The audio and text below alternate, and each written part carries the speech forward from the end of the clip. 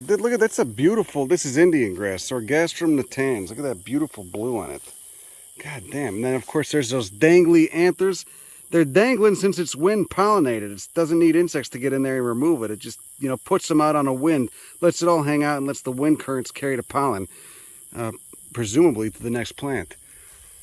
Yeah, you get it. We're not anti-grass. We're anti-lawn. Bumblebees are strong enough to open it. Gentiana andrewsii. So the bumblebees got to get in there and pry open that little blue bottle. Yeah, regular bees can't get in. They're not strong enough. What's the white flowered one that's actually kind of open? That's just alba, Gentiana right? alba. The other thing is, some kind of bee, I don't remember what kind, figured out that they could cut a hole in the bottom of the calyx, and then they can get to the nectar without having to, right? That's what I'd be doing. I can't be blaming them. Symphyotrichum noviangeli. Oh, I love this fucking thing. Look at that. God, why is that not in more fucking yards? This is Cirsium discolor. Discolor. Right? Cirsium discolor. Well, they call it discolor because the botanists didn't know whether it was discolor or dat color. We got to put the dad humor in there. Oh, that is a spiky. But this is cool because it's a native Cirsium. Of course, we get a lot of invasive thistles, but this is an good native one. Yeah. If you only brush it this way, it won't poke you. But as soon as you go the other way, it starts to poke you. Down here, you got crayfish living in holes out here. The prairie crayfish. They're down there. You ever see them out? I've only seen them out one time. Uh-huh. And it was during a rain event. Oh. They're the only crayfish in the world that can walk without dragging its tail. Oh, no shit. Yeah. Who's this? Oh, who's this? This is Hasteola. Yes. Huh? Oh my gosh, you're amazing. Suaveolens. That's yeah. correct. No, well, Jack showed this to me. This is a cool synesioid bastard. These are kind of rare, huh? These are pretty darn rare. We've gotten them to grow at a couple of sites, especially once other natives have established. We've been able to stick this in. Yeah. Wonderful plant. Smells weird too. Grossus serratus or what? Most of it, yeah. Grossus serratus. We got tuberosus in some places. Solidago altisma and canadensis. Those were brought in for hunting, right? Yeah, they're not those, native, yeah. Sweet milk, sour. Not, I mean, honestly, it's not too bad, especially for a white flowered composite. God damn, that's at Hasteola suaveolens. Get those anther tubes and those little white styles poking out.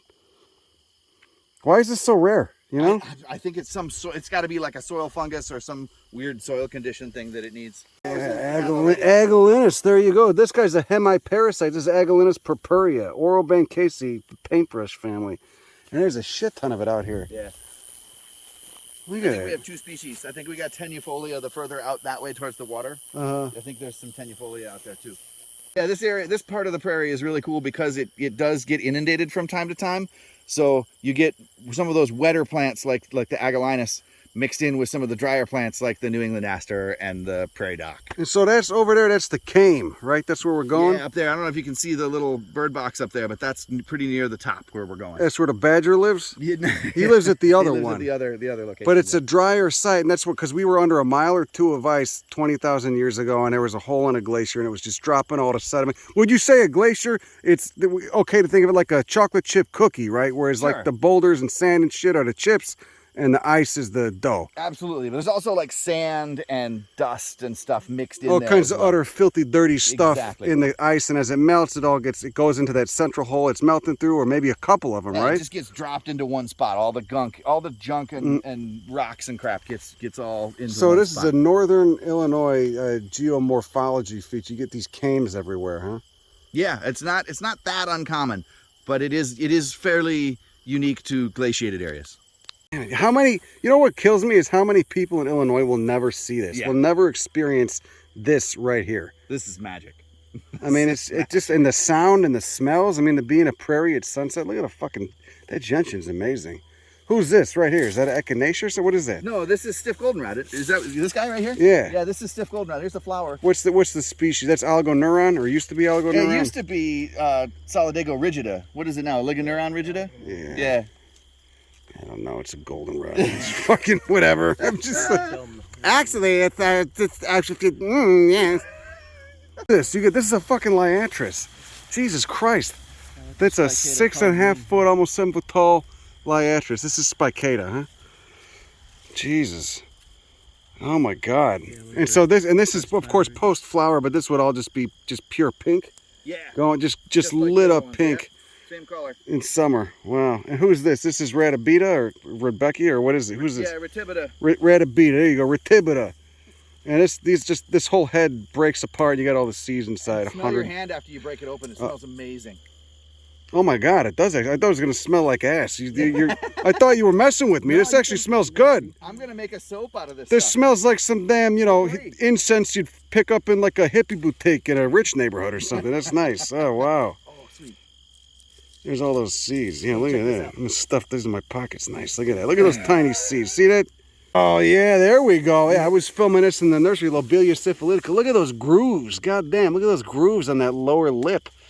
Shit. Where's the pollen presenter? Oh, there's a mosquito just going to town. All right. Where's that pollen presenter? Is it in there? Yeah, there you go. See that? Little white brush poking out from in between those two petals. Little pollen presenter. Nice.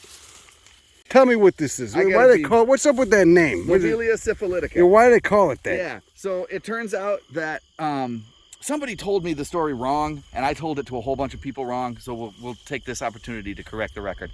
Somebody told me, oh yeah, there was a church that thought that this plant would cure syphilis, and so they gave it to a bunch of people, and since it's kind of poisonous, it You got a fucked up church if your whole church has syphilis. Well, that's what I'm wondering about. Yeah, you know? So it turns what out type of church is going? It's a sex cult, exactly, but that makes right? sense. Sometimes you get that going on with all that repression. So it turns out it was actually not quite a church. It was Native American communities. Oh, okay. And they, for whatever reason, they thought that this would cure syphilis.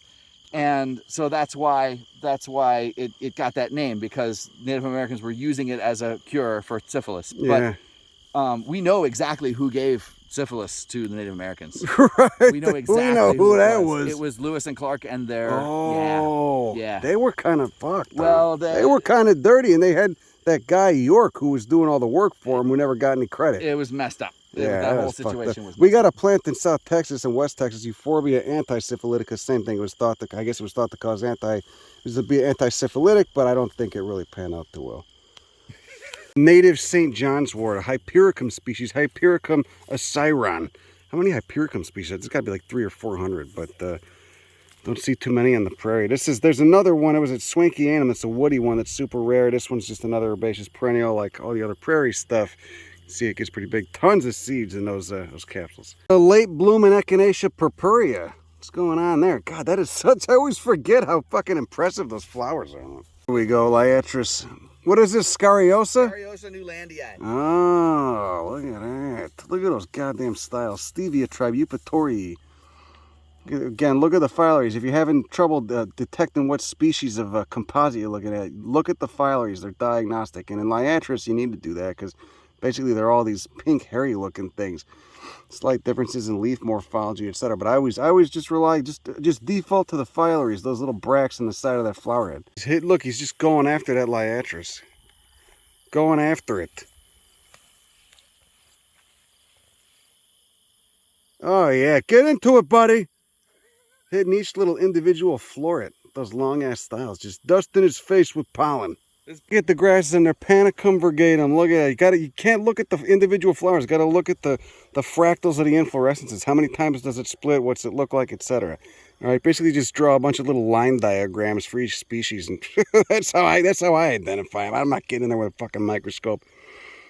But it really does make you start to appreciate grass. It starts to being in a prairie. That's where you learn to appreciate Poaceae, the grass family. So right here we're looking through all this Indian grass. The Sorghastrum natans got a big compass plant, Silphium laciniatum. Monarchs flying around everywhere, hitting the Liatris. This is a slow day for monarchs. They're telling me too. I mean, there's times you'll see hundreds here. Jack Pizzo was telling me about it. When he had hundreds roosting on the tree outside his house. But they love that. That's the buffet. That's the monarch buffet. That's where they're getting nectar from. Their host plant's milkweed, but they gotta get enough nectar and carbs to make it down to Mexico. Not to be confused with Ratabita. This is Rudbeckia laciniata. This is another tall grower. Gets about, 5-6 feet tall max. You can see those individual florets.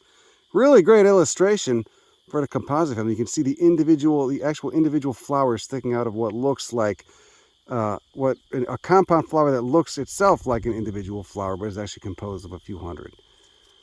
The ligules have fallen off. The little daisy rays have fallen off.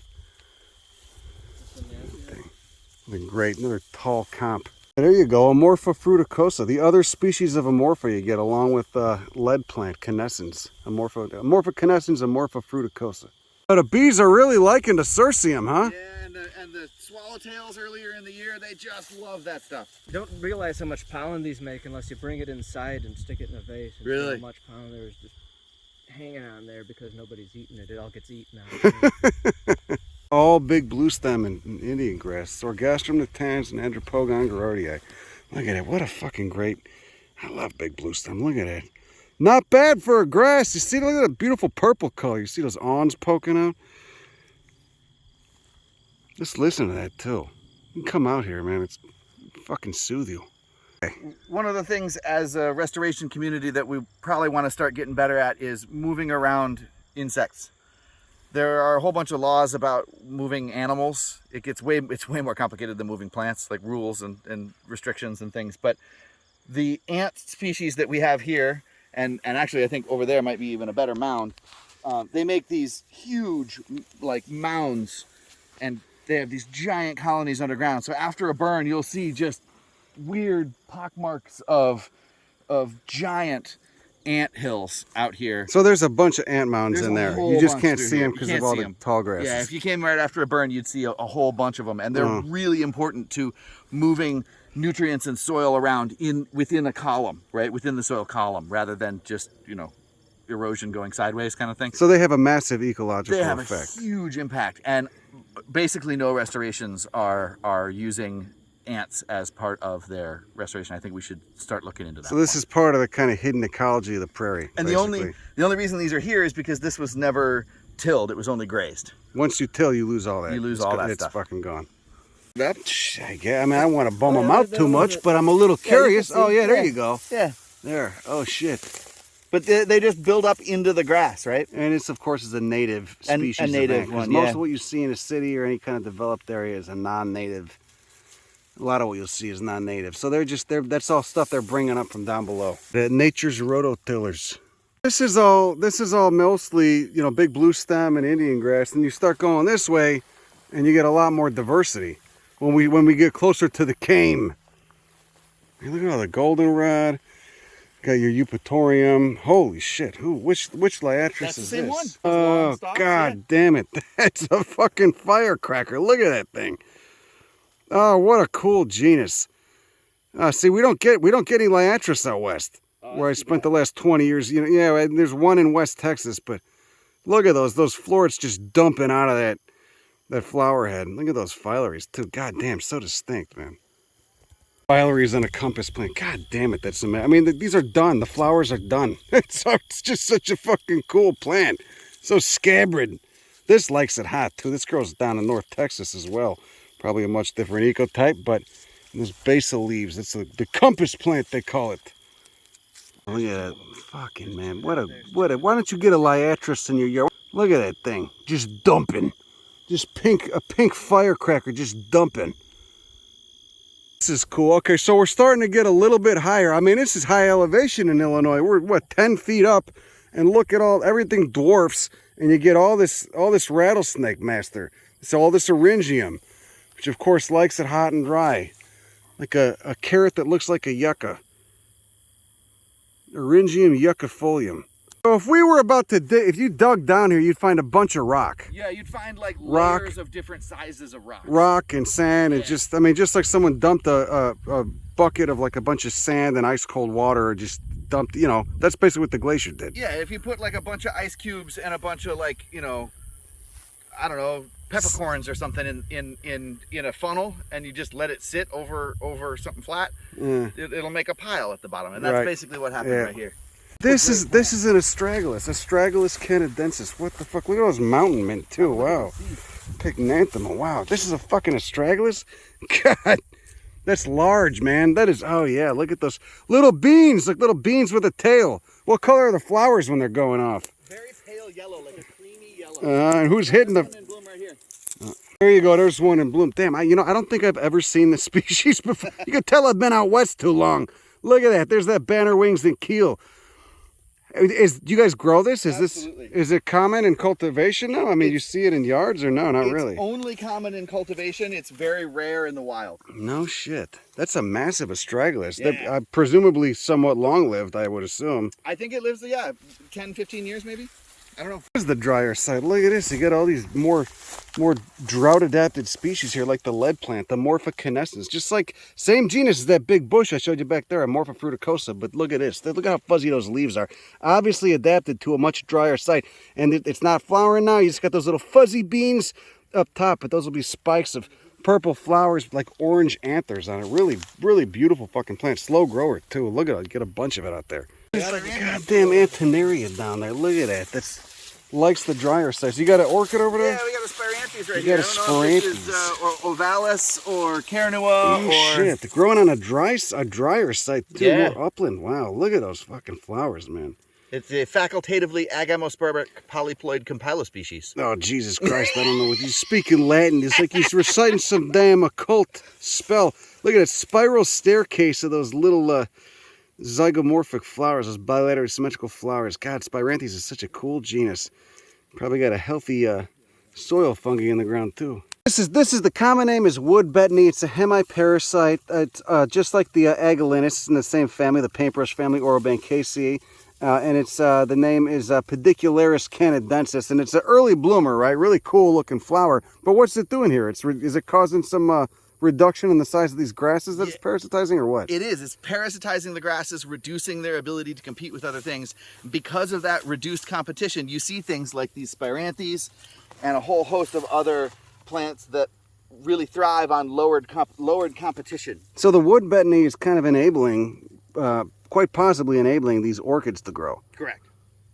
That is such an incredible inflorescence. That spiraling is just blowing my mind. Oh, you got to see the clump over there. Wow. Look at it. That's a fucking excellent. So we don't know what species of Spirantes. There's so many, and they can be quite hard to key out, correct? Yeah, and Just they like hybridize, and they can... Yeah. Yeah. But still, I mean, just to have these here is fucking wild. Where's the... I can't even see where's the leaf blades? The leaf might not be present during flowering. Yeah. Wow. What's pollinating? These fungus gnats, mosquitoes, what? I don't even know. Something small. Yeah. Go prairie cordgrass. Sporobolus michoianus. Sporobolus. Yeah, that's the nice. See, just gotta memorize how that inflorescence looks. You got these first fractals, these dense spikelets, and then you got these dense spikes, and then you know, it just looks like little rods branching off. You know, much different pattern. Just gotta picture a diagram. You know, a diagram of a bunch of lines. You know, you're not actually going in and looking at the individual flowers, which, I mean, you can if you want, but good luck. Fuck me. I'm so hard with grasses. Don't cut yourself. Yeah, they call it the rip gut? Rip gut, yeah. Yeah, oh yeah, it's just sharp. Oh yeah, there you go. Touch that. Oh Christ. What's this? You got this hydroponic thing. Tell me what you had. Turf grass in one. This is obviously not what's here now. No, this is a hydroponics setup that my brother-in-law is doing. You had turf grass in one. We had turf grass in one. We had Indian grass. We had Baptisia. We had a couple of other species, Coreopsis and different things. And it was soil all the way down rather than water. Mm-hmm. And the turf grass got to about here, and all the other ones immediately went all the way to the bottom. All the prairie stuff just went deep. So all the way to the they're bottom. really building soil and holding it together. They're you creating can see fucking soil. how you can see how well those plants would hold soil compared to turf grass, which doesn't really hold soil. Not to mention, I mean, the turf grass the roots aren't gonna go anywhere nearly that far down as they did, especially if they're getting cut. I mean, it's probably gonna go to more like there in a normal lawn or something. Exactly. Yeah, we were letting it get tall. You cut those solar panels, keep them trimmed to an inch or two. They're not gonna go that deep. Yeah, they're not doing a good job of holding soil or preventing erosion. It sounds like you're saying lawn's pretty shit for brain, huh? Absolutely. This is all. We should mention this. This is all in like 4 months. This is 4 months of growth of Helianthus grossus serratus, and this is what a lot of the prairie plants do. They just got to get those inflorescences up, those flowers up, above the rest of the veg. Just make sure, like a little antenna, a little flag, make sure they get pollinated, and then all this dies back to the ground in the winter. That's wild. Look at that. That's fucking incredible, man. It's just smell it from here. I could smell the nectar and all the good shit coming out of those leaves, and especially those flowers from here. And behind all that Helianthus grossus serratus, that sawtooth sunflower, behind it you got just all the toxic Oh, the toxic monoculture of soybeans. How many fucking chemicals does it take? It's mostly herbicide, you said they're spraying on those? Herbicides and pesticides, or what? On soybeans, they're mostly glyphosate tolerating soybeans, so they spray a lot of glyphosate on them. And yeah, in some places they're using, for corn especially, they're using some of the broadleaf stuff, but also they have a lot of glyphosate resistance in some of those weeds. So they have some of the, what is it? Looks like Palmer shit. amaranth. Yeah. That's become a real problem, and so they're using some more extreme. You want to keep the weeds down, and probably pesticides too, I would probably, assume. but I don't, Who knows? And then all that shit goes into the food. Yeah. That's fucking repulsive. It's just this like 4-foot wide boundary of life between the monoculture of death and all that's going to feed pigs and cattle mostly, I presume, and then this native. Look at that too, just that Symphyotrichum, 2 Symphyotrichums, a Solidago, just lit up. Tell me what's going on. You got Baptisia alba down there, wonderful member of the legume family. And what you got? Weevils inside that little dried dehiscent fruit, or what? Yeah, that's what I'm going for here. There's a couple of weevils. There's one. This weevil is called Tricapian rostrum. You got both of them on camera there? That's kind of important. Yeah. Yeah, so this weevil only lives within the seed pods of Baptisia species, mostly Baptisia alba. And it's really I tell a long story about obligacy usually, but the important thing is that you see how this one is ever so slightly smaller than this one? Uh-huh. Yeah, so you always have to choose this one because it's the lesser of 2 weevils.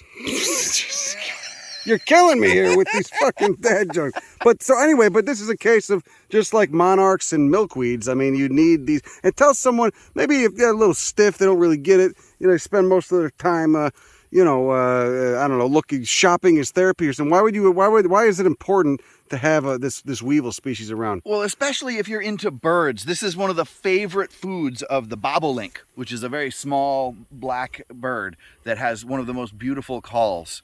People travel from all over the world, and they go to Orland Park, Illinois, to hear the bobolink sing when it's nesting. Mm-hmm. And so there's all these hidden connections, basically. It's almost as if you're implying that, ecology and an ecosystem is like a Jenga tower, and you start taking pieces out, the whole fucking thing crumbles. Absolutely. Just like in the rainforest, if you cut down all the mahogany trees to make furniture and all the ipe trees to make decks for your backyard, all the species that depend on that one, all the insect species that depend on that one plant species, they're gone from that ecosystem. And then everything that depends on those insects starts to, and then just cascades of shit down the right. Yeah. So if you're seeing bobolinks, you probably have 40 acres with no trees on it. You probably have Tricapian rostrum, and you have to have Baptisia species to have Tricapian rostrum. Tricapian rostrum. I don't know if I'm saying that right. But that's the weevil. That's the weevil. Tricapian rostrum is Plus the weevil. These make a nice little sound. Yeah. Oh, they're not ready yet. You get a nice little rattle sound on some of these. All right. Well, Evan, thanks a lot, man. I really appreciate you taking the time. Thanks for coming. You would do this. Yeah, here, let me switch hands. There you go. We could do fist. I do fist bumps sometimes. All right, there you go. All right, anyway, that's all I got. Go fuck yourself. Bye.